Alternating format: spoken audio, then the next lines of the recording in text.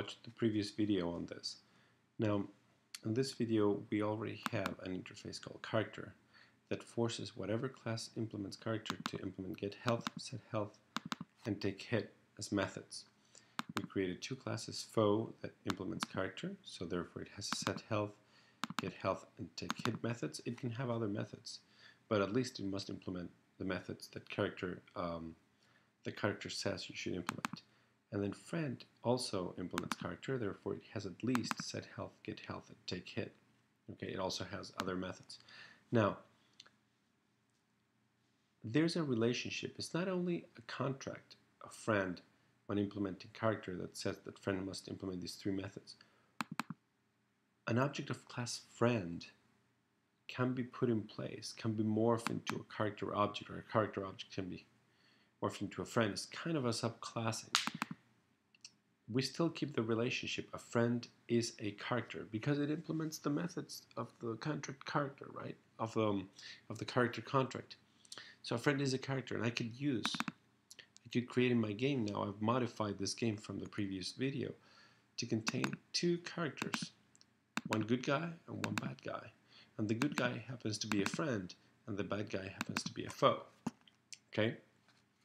So, and this works just as well. I can compile this and run it, and then turn number from 1 to 10, 4, 7, 9, 2, and then you see who's losing there.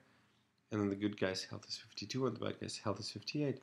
But I can also pit, friends with friends. So these are two characters, right?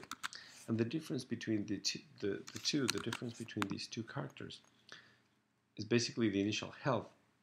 But the difference between a friend and a foe is the ratio at which they lose health when they're hit, right? Now these two lose ratio at the same rate. So I can compile this and run.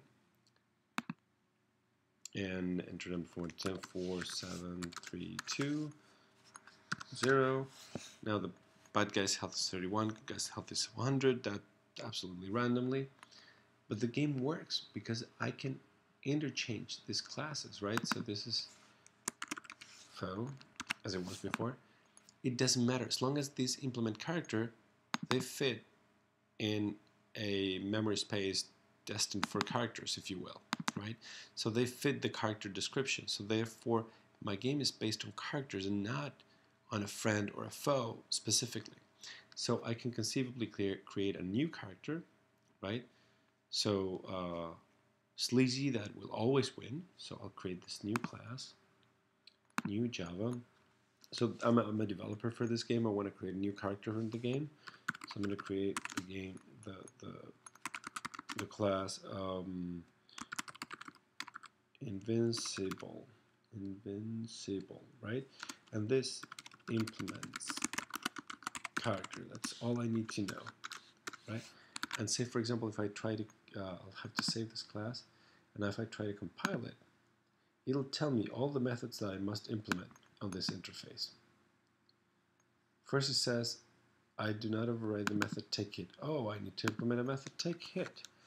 And I'll do that. Well, if I want to take a hit, I probably need to have a health or something like that, right? So I'll create an int called strength, for example. But I must implement the method take hit over here, right? So I'll say public void take hit, and take hit is going to reduce my strength, right? So, but because I'm invincible, it's going to do this. It's going to reduce the strength equals minus minus, right? It's just going to reduce the strength by 1. So I lose strength with every hit, a lot slower than any of the other characters. Okay, I'll compile this. But I'm implementing the character interface, so now I have another error. I do not implement set health with an int. Okay, let's implement set health with an int. Public void set health with an int h. Oh, I've called this strength in my class, so I'll just say, strength equals h. Again, the variables in the class, the contract doesn't say anything about the variables. I can call it strength or health. As long as the method is called set health, I'm safe, right? So then I'm going to compile this, and it's going to complain now that I'm not implementing the method getHealth, right? So then I'm going to implement this method, public void getHealth, and what I'm going to do is I'm going to return the strength, of course. Return strength. In here in this take hit, I'm just going to for kicks system.out.println, you barely touched me. Okay, I'm just going to say that. So I've implemented three methods. Does it compile? getHealth is still implements character, and getHealth is not good.